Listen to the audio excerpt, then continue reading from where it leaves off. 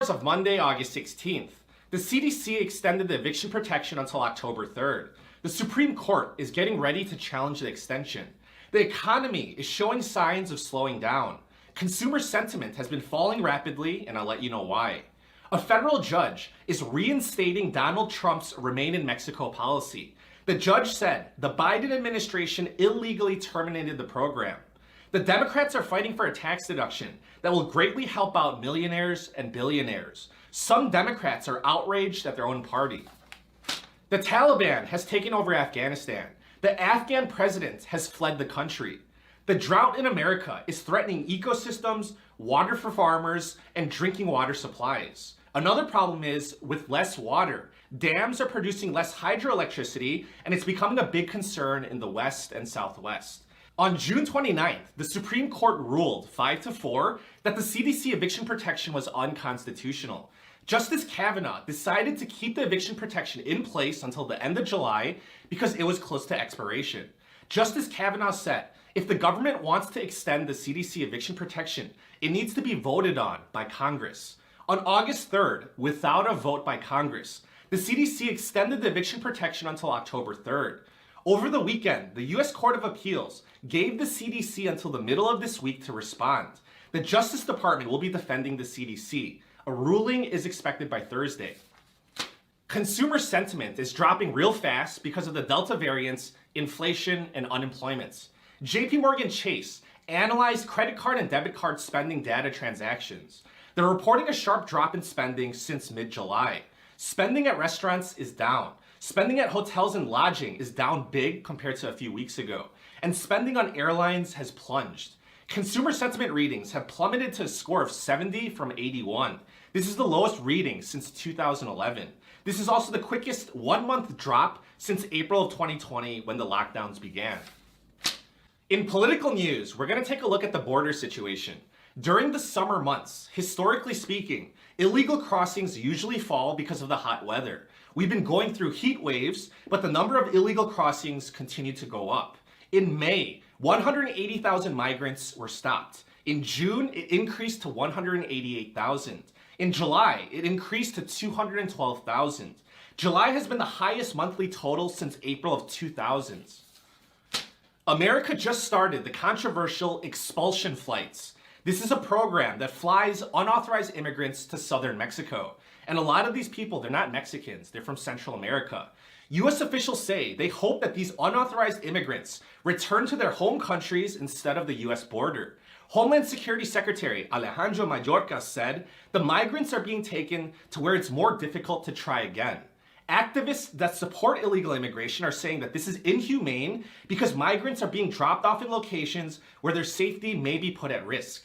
Again, this is controversial and it's being funded with taxpayer money, but this is already happening.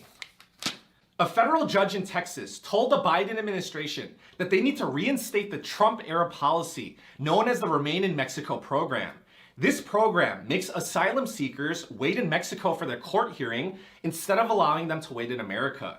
The judge says that the program was terminated illegally by the Biden administration. The judge said, Texas is being harmed because the Biden administration illegally terminated the Remain in Mexico policy and migrants are being released into America and they're using our country's system and apply for driver's licenses and send their children to U.S. schools. Those were the words of Judge Kaczmarek.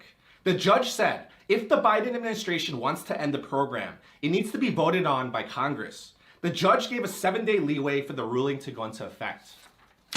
The Democrats are getting a lot of criticism because they're fighting for a tax deduction that's going to greatly help out the millionaires and billionaires. The Republicans are criticizing the Democrats, and the Democrats are criticizing their leadership. So here's what's going on. If you pay state income taxes or locality taxes, that's a tax deduction for your federal income taxes. So for example, if you pay state income taxes in California or New York, or if you pay locality taxes like New York City, then you can deduct that on your income tax return with the IRS. So I want to give you an example of how this is going to affect rich people. So if you're in California and you make $10 million as an example, you're going to pay about $1 million in state income taxes to California. On your tax return with the IRS, you can only deduct $10,000 of that million in state taxes that you paid. The Democrats are trying to increase that limitation amount or remove the limitation altogether. So imagine if you're making $10 million in California, and then now you can deduct $1 million on your tax return instead of $10,000. If you're a millionaire or a billionaire, this is amazing. The Institute on Taxation and Economic Policy said, an uncapped state and local tax deduction primarily rewards families who have high levels of income and wealth. It would add to the nation's wealth gaps. The vast majority of families would not benefit from this repeal, and families of color are even less likely to see any tax benefits. Alexandria Ocasio-Cortez said, the repeal of this cap is a gift to billionaires. Senator Chuck Grassley said, Democrats on one hand claim the wealthy are not paying their fair share of taxes, while at the same time proposing to give millionaires six-figure tax cuts. Senator Bernie Sanders, who is the leader of the Budget Committee, put this deduction into the Human Infrastructure Bill, even though he previously said that he does not support it. In international news, on July 8th, this is what President Biden said about Afghanistan and the Taliban. Biden said, the likelihood that there's going to be the Taliban overrunning everything and owning the whole country is highly unlikely. On Sunday, the Taliban stormed Afghanistan's presidential palace. The Afghan president has now fled the country. The US embassy has been evacuated and the American flag has been lowered and removed. The Republicans are criticizing President Biden for being on vacation at Camp David. If you don't know what Camp David is, it's beautiful. It's a vacation retreat. White House Press Secretary Jen Psaki said last week, President Biden likes Camp David. It's a place to be outside, spend time with family, and certainly has beautiful scenery over there. Congressman Jim Jordan said, why is Joe Biden on vacation? I don't think he's taken one question from the press this entire weekend, so this is a frightening situation. Senator Tom Cotton said, why is Joe Biden hiding? The Democrats are also upset with President Biden. Democratic Congressman Dean Phillips said, as a Gold Star, son of the Vietnam War, listening to the White House briefing on the Afghanistan war withdrawal, my heart aches for the thousands of Gold Star families. Democratic Congressman Vicente Gonzalez said, there's no way to hide it. The situation in Afghanistan is another shame on this administration. Withdrawal was never going to be easy, but it didn't need to come to this.